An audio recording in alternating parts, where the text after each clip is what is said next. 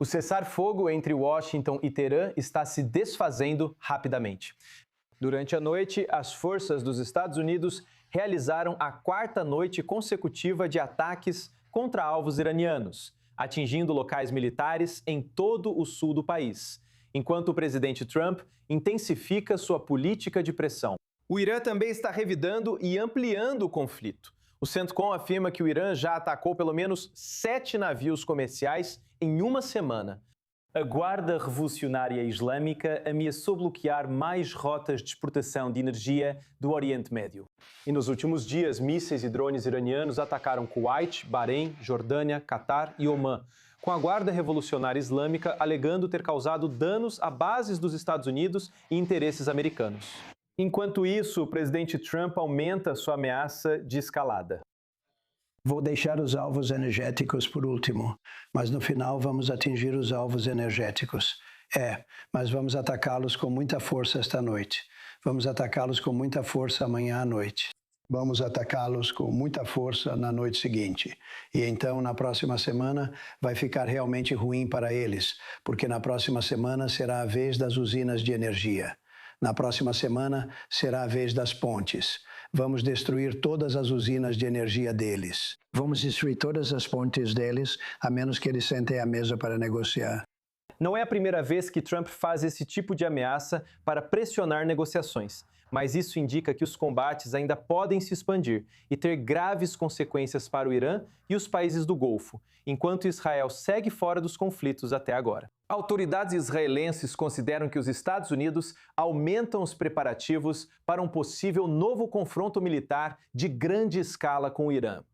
Durante a noite, os Estados Unidos restabeleceram o bloqueio naval aos portos do Irã.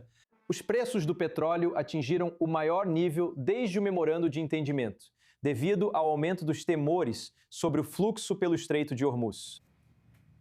Para comentar mais sobre o assunto, é um prazer receber Jonathan Sayeh, analista de pesquisa focado no Irã, na Foundation for the Defense of Democracies, que está conosco ao vivo de Washington. É um prazer vê-lo. Muito obrigada mais uma vez. Então, o Estreito de Hormuz continua sendo o epicentro dessa tensão. Quem controla esses possíveis pedágios?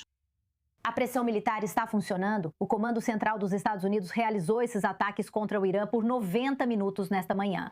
É disso que vamos precisar para trazer Teherã de volta à mesa de negociações? O que é que você acha? O desafio não é trazer Teherã de volta à mesa de negociações, é conseguir concessões significativas deles. Ambos os lados, Teherã e Washington, reiteraram que estão dispostos a conversar enquanto atiram, mas isso não necessariamente traz resultados. Mas quanto ao Estreito de Hormuz em si, o desafio é que o regime pode bloquear o estreito simplesmente com um drone. Nem é necessário usar mísseis, embora às vezes faça isso. Então, destruir todas essas instalações militares definitivamente teria um impacto, mas tudo o que é preciso é um indivíduo e um projétil para bloquear isso novamente. Dito isso, a longa campanha pode indicar que os Estados Unidos consideram outras opções. Sei que a discussão foi intensa, até sobre a província sudoeste de Bushehr e possível envio de tropas terrestres para garantir a segurança do estreito, mas ainda estamos longe disso. A ideia parece ser pressionar os tomadores de decisão de Teherã para que se abstenham de atacar o estreito, em vez de remover suas capacidades e eliminar os próprios recursos. E quais são seus pensamentos sobre a retomada do bloqueio dos portos iranianos pelos Estados Unidos? Os militares dos Estados Unidos disseram que redirecionou 2 navios comerciais desde que voltou a impor o bloqueio. Enquanto isso, os Estados Unidos também afirmam que o Irã atingiu 7 navios comerciais na última semana, sem contar que continua mirando países do Golfo. Por quanto tempo isso pode continuar antes que haja uma reviravolta completa? O que você pensa sobre isso?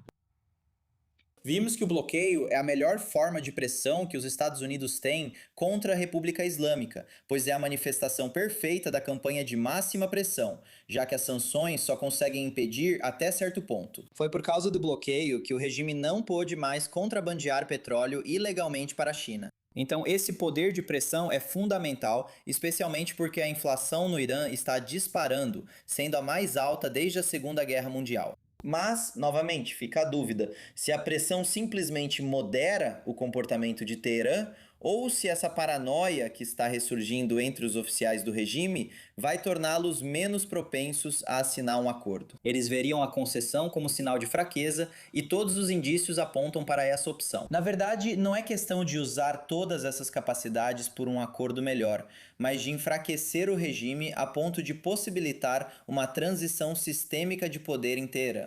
Também se poderia pensar que seria humilhante para o regime ter que voltar à mesa de negociações depois desse ataque militar, sem falar no fechamento do porto. Enquanto isso, os preços globais do petróleo e os preços da gasolina nos Estados Unidos estão subindo novamente. As eleições de meio de mandato, obviamente, não estão muito distantes. Você realmente acha que Trump vai atacar esses locais cruciais, incluindo pontes e instalações de energia, como ele está prometendo fazer?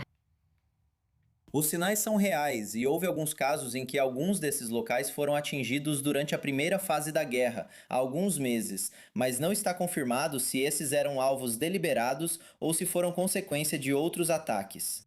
Mas o desafio não é tanto o alvo em si, e sim a mensagem por trás disso, a ideia de destruir essa infraestrutura e essas capacidades. Exercer pressão sobre todos os iranianos, esperando que isso pressione o regime e leve a um acordo melhor. Além de arriscar alienar os iranianos, baseia-se em um erro de cálculo. Essa pressão renovada, como dissemos, não modera o comportamento do regime.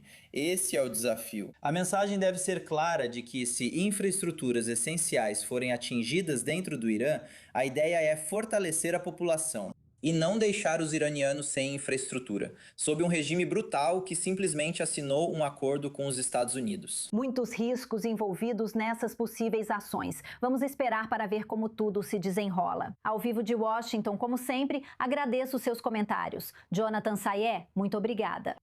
Obrigado. E agora para mais informações. É um prazer receber no estúdio Dani Ayalon, ex-embaixador de Israel nos Estados Unidos e ex-vice-ministro das Relações Exteriores de Israel, nossa correspondente sénior para o Oriente Médio, Ariel Ozeran, e o correspondente Bilal Sladen. Senhores, muito obrigada. Embaixador, é muito bom tê-lo de volta ao estúdio. Donald Trump veio com tudo, por assim dizer. Fale para nós sobre a mensagem que ele está enviando agora aos iranianos. Parece que ele está perdendo um pouco da paciência neste momento. Bem, eu acho que quando falamos sobre Trump e suas mensagens, tudo precisa ser relativizado de acordo com o dia e com o humor do presidente no momento. Acredito que ele está irritado com os iranianos, com razão, pois já se deu muito nas negociações. O memorando de entendimento que foi alcançado estava muito inclinado a favor do Irã. Então eu acho que eles estão cometendo um erro estratégico. Eles sempre gostaram de dançar à beira do abismo. Mas eu acho que quando eles tentam pressionar cada vez mais os Estados Unidos e obter mais benefícios, eles correm o risco de cair no abismo. E temos que lembrar, por outro lado, que para eles cair no abismo não significa arriscar a própria permanência no poder, porque eles podem fazer o que quiserem. Eles não se importam com os 80 milhões de iranianos que se opõem a eles, mesmo que todos acabem em chamas. Estamos falando de um regime muito radical, extremo e perigoso, que é messiânico de certa forma, e que não se importaria em ir pelos ares em vez de se render, ou do que seria visto como rendição. No fim das contas, acho que Trump não terá escolha a não ser intervir. Acho que ele prefere isso a ser chamado de taco de novo. Sem dúvida sobre isso. Ariel Ozeran, é muito difícil até tentar imaginar o que se passa na cabeça dos líderes do regime iraniano. Nem está claro quem realmente está tomando essas decisões. Ao analisar o que é preciso para retomar as negociações, como dissemos antes, não basta pressão militar, mas também mostrar sinais de fraqueza, o que o regime claramente não quer. Olha, os Estados Unidos não conseguiram as concessões que buscavam do Irã após uma intensa campanha militar de 40 dias.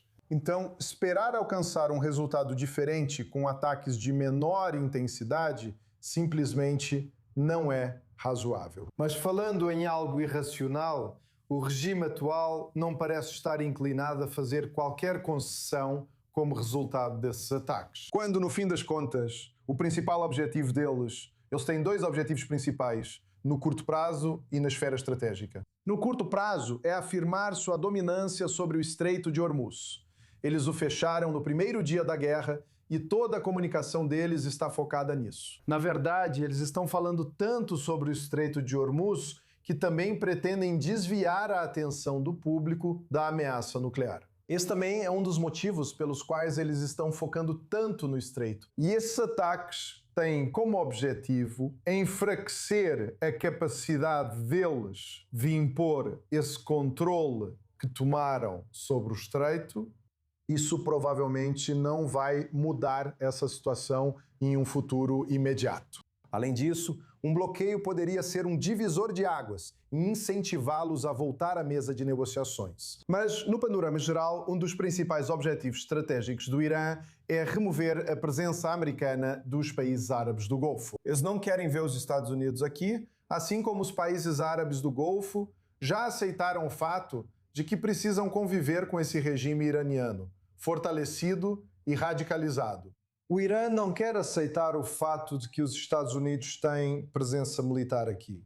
Então, o Irã ataca consistentemente essas bases americanas nesses países árabes do Golfo, esperando que isso faça com que esses países mudem de ideia e se livrem da presença dos Estados Unidos lá. Novamente, também aqui, não tenho tanta certeza de que eles conseguirão alcançar seus objetivos. No final das contas, eles ficaram com um gosto muito amargo na boca, especialmente após a eliminação do líder supremo. Eles querem restaurar sua honra. E a maneira de fazer isso não é fazendo concessões, mas sim colocando mais pressão sobre os americanos. Então é isso que está motivando eles agora. Não voltar à mesa de negociações, tentar parar a guerra e chegar a um acordo diplomático com os Estados Unidos, mas sim encontrar diferentes maneiras de pressionar os Estados Unidos a aceitar outro tipo de memorando de entendimento, ou pelo menos aquela mentalidade de chegar a um acordo diplomático com o Irã que o Irã considere favorável. E Balit, enquanto o Irã continua mirando nas nações do Golfo, aliados dos Estados Unidos, é claro, também, não dá para deixar de notar que está longe de tentar causar algum impacto em Israel. E isso certamente é provável, porque Israel responderia da mesma forma quase imediatamente. Fale para a estratégia do regime iraniano de manter seus mísseis e ataques de drones focados especificamente nas nações do Golfo. Sim, basicamente os iranianos têm duas cartas para jogar aqui, que são as mais importantes para eles. A primeira é o Estreito de Hormuz, como Ariel disse aqui. Ao impor mais sofrimento econômico a Donald Trump e à economia global, eles vão pressioná-lo ainda mais. E também os ataques aos estados do Golfo. Afinal, vemos que eles se importam mais, ou que o principal com que eles se importam, é na verdade a própria prosperidade e a estabilidade na região, muito mais do que qualquer outra coisa. Ao atacá-los, acham que os iranianos veem isso como forma de pressionar Donald Trump. Mas com os israelenses a história é diferente. Eles estão evitando atacar Israel a tal ponto que os americanos até trouxeram os aviões-tanque dos países do Golfo para Israel, para o aeroporto Ben Gurion, sabendo que os iranianos, na verdade, não vão atacá-los. Então, Israel está esperando que os iranianos cometam o erro, como algum oficial israelense disse na semana passada, de atacar Israel. E aí Israel vai responder, não de forma proporcional, mas com uma operação em larga escala. E é isso que Israel está esperando. Por enquanto, os iranianos estão se contendo e não atacando Israel. Eu não acho que eles tenham qualquer desculpa para fazer isso, pelo menos por enquanto. Mas se a guerra recomeçar com os americanos, eu acho que o Hezbollah realmente vai entrar na guerra e aí tudo vai começar de novo na região. Qualquer erro de cálculo pode alterar o rumo desses acontecimentos. Embaixadora, sobre Israel, sabemos que Benjamin Netanyahu deve estar em Washington. Ele vai para o funeral do senador Lindsey Graham, claro. E há muita especulação de que haverá uma reunião na Casa Branca com o presidente Donald Trump. Eu tenho muito em que se concentrar. Fale conosco não só sobre as ameaças, não só sobre o Irã, mas as eleições estão a apenas alguns meses de distância. Bem, Benita, é uma ocasião muito triste. Morte do senador Lindsey Graham, que foi um grande, fiel amigo dele, mas também um grande americano. Embaixadora, infelizmente vou precisar interrompê-la porque parece que estamos com um problema técnico no seu microfone. Então voltaremos a esse ponto em breve. Vou pedir para Ariel Ozeran continuar daqui. O que estará no centro das preocupações de Benjamin Netanyahu caso ele encontre Donald Trump nos próximos dias? Sim, é para coordenar as posições entre Jerusalém e Washington sobre uma ampla variedade de questões. Em primeiro lugar, o Irã. Israel está à margem, mas isso não significa que não tenha interesses ou não tenha voz sobre o que deseja ver os Estados Unidos fazerem em relação ao Irã. Além disso, há as negociações mediadas pelos Estados Unidos com o Líbano. Agora, oficialmente, não haverá uma reunião entre o primeiro-ministro Netanyahu e o presidente libanês Joseph Aoun, mas ambos estarão em Washington ao mesmo tempo. Ninguém sabe o que ocorre a portas fechadas.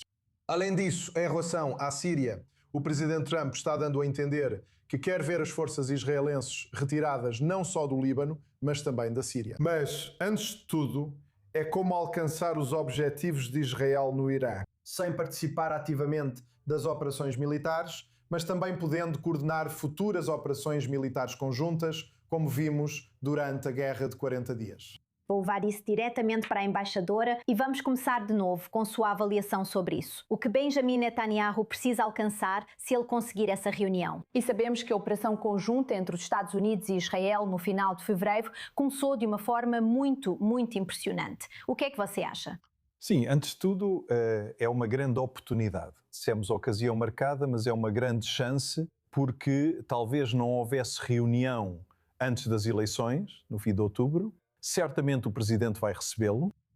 É inconcebível que Netanyahu esteja em Washington e não vá à Casa Branca. Mas como Ariel disse, o Irã provavelmente está ocupando um espaço muito grande na pauta. Acho que o Líbano também é muito importante. Um dos erros estratégicos que os americanos cometeram, e temos que dizer as coisas como são, foi concordar com a ligação entre o Líbano, o Estreito de Hormuz e o Irã. E acho que Netanyahu vai tentar desvincular isso. Ele também vai tentar negociar os termos da retirada israelense de alguns dos postos no Líbano, para garantir que o exército libanês esteja equipado e seja capaz de realmente enfrentar o Hezbollah. E isso é algo que também é muito importante. E eu diria, de modo geral, que essa é uma grande oportunidade para Netanyahu. E sabemos que Netanyahu pode ser muito convincente numa conversa individual para realmente contrabalançar ou ser um contrapeso. Para pessoas como J.D. Vance e outros que empurraram os Estados Unidos para uma posição muito, eu diria, branda em relação ao Irã.